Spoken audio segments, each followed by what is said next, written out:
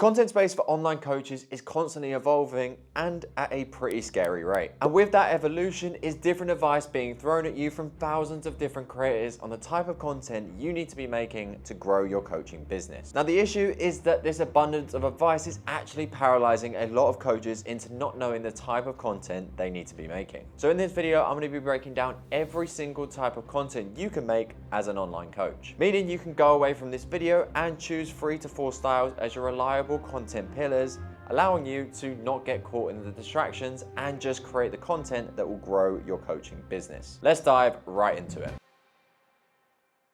Now, the first style of content I'd recommend for most coaches is head talking videos, just like this. These videos are the absolute bread and butter of content when it comes to developing your personality online. The beauty of these videos is that you can take them in multiple different directions. You can be ranty, you can be educational, you could perhaps be a bit more casual and talk about your own shortcomings. Biggest driver for these videos to be successful is how you present the information and the story that you tell. Back when short form content first started, you could make pretty basic videos and they would still perform well. Unfortunately, in 2026, it's not enough to just make a video on 3 ways to increase your protein or 5 tips to hit 10,000 steps every day. Fitness on the whole can be a pretty boring subject to talk about at times. As you and I know that as long as you train hard, don't eat like a dickhead, and be patient, you can achieve pretty much most fitness goals. So it's no longer just a case of what you're saying, it's how you present this information to your desired audience. Meaning you need to tell a story that gets your message across in a unique way. In terms of frequency, I'd look to be posting 2 to 3 head talking videos per week in order to develop your camera presence, whilst demonstrating to your audience what you stand for and what you stand against. Moving on to the head talking videos, older and slightly more advanced brother, we have the hybrid head talking videos. And no, when I mention hybrid, I'm not talking about Hyrox before all you Hyrox wankers start getting a little bit too excited. These videos are a lot like your head talking videos, but are filmed in a variety of locations in order to tell your story more effectively. The reason these work so well is because they allow you to be a lot more creative with your scripting.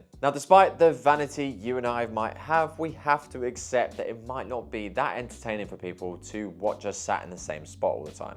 What we need to bear in mind is that because of the variety of shooting locations required and the extra detailing needed in the scripts, these videos will take longer to produce. So this is where you need to look at yourself and set a realistic amount on how many you can produce per week. For example, if you're a coach who's just starting out and has a lot of time to dedicate to their content creation, I would suggest making these as often as possible. Whereas if you're a coach who perhaps is working a full-time job alongside coaching, I would be realistic with how many of these you could film. Even once a week or once every 2 weeks would allow you to see the impact these videos can have on your overall engagement. Now, one style of content that is popular in all niches and now more present in short form content is vlog-based videos. One of the biggest issues I see coaches making with vlogs, however, is just thinking they can put no effort into them, masking their laziness with trying to be authentic and raw. Now, the reason this has happened is due to the rise of popular creators like Sam Sulek, who started making super basic vlogs with minimal editing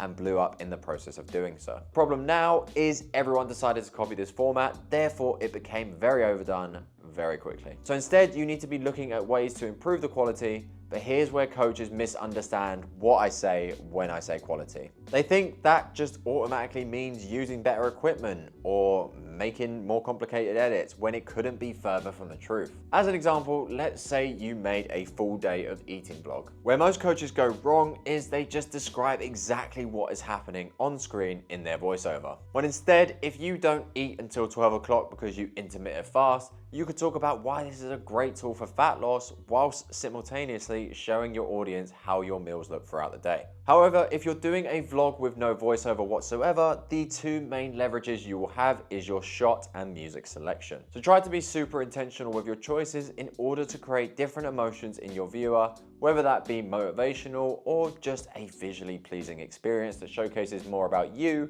and your personality. Now, without this next style of content, you have absolutely no hope of succeeding as an online coach. Because shock horror, people want to work with a coach who can actively demonstrate they can get results for their clients. But where most coaches go wrong is thinking that client results always need to be a before and after photo, So let's look at some other ways to demonstrate that you're actually good at your job. You can do this through client message screenshots, maybe some raw testimonials from the client themselves where they talk about how you've helped them achieve their goals. Alternatively, you can even film a client case study yourself where you talk about the specific point of a client's journey you want to speak about. Now, the great thing about these client case studies is that you are more likely to be confident on camera than your clients would be, and you can be super specific with the aspects of their transformation you want to selfishly show off. Now, when it comes to frequency, you want to be posting these as often as possible. I'd obviously suggest just to make sure that you are rotating through all of the options through both your feed and your story post too. Oh, and just bear in mind that these posts typically won't get as much engagement, and that's absolutely fine as you're a coach who's looking to build their business,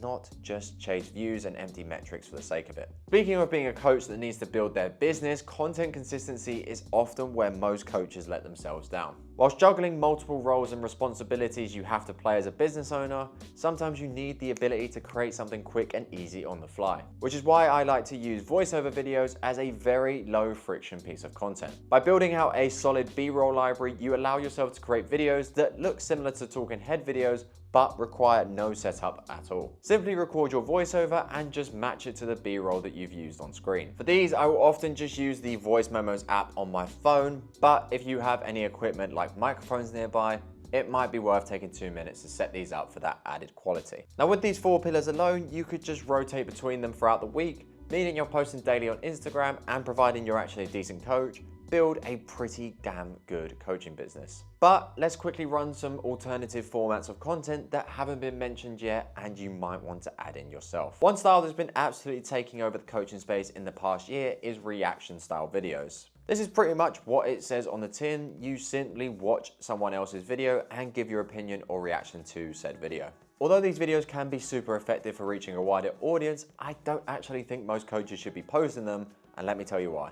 The creators that make these videos really well will fall into either 2 buckets. They're either super analytical with their reaction, as they can break down the exact science whilst using studies to approve or disapprove of the creator's message they're sharing online. Or they are extremely humorous with their scripting and are able to take the piss out of the concept that the other person is sharing online. The common denominator between both is that they actually give a shit about the video they're reacting to. So many coaches will react to an Eddie Abu or Joe Wicks video because they see other popular creators doing the same thing, but they aren't really offended by the message themselves. Therefore, your audience can almost smell through the screen that you are forcing this reaction and not being genuine with it. So I'd only make these on occasion where you are actually offended by something, which helps to align your audience with the message you believe in. Another style of content that is performing extremely well at the time of recording this video is written carousels. If you're a particularly good writer, which is a skill all coaches should be actively working on, but we'll save that for another video, then you can use written carousels to be a little bit more educational or even to tell some personal stories. What's nice with these is that they can be super polished and aesthetically pleasing, or you can do the complete opposite and have a little bit more ruggedness with them. Meaning that, again, if you're particularly having a busy day, week, or month, you can lean on these as they're a quicker turnaround time than some of the other formats we've mentioned in this video. Now, knowing the right type of content to make is invaluable, but knowing how to make it so good people want to steal your ideas, that's the next level you want to get to. So watch this video next on why one of the industry's top creators, Steve Kraft, decided to steal my video script even though he has over 700,000 more followers than me.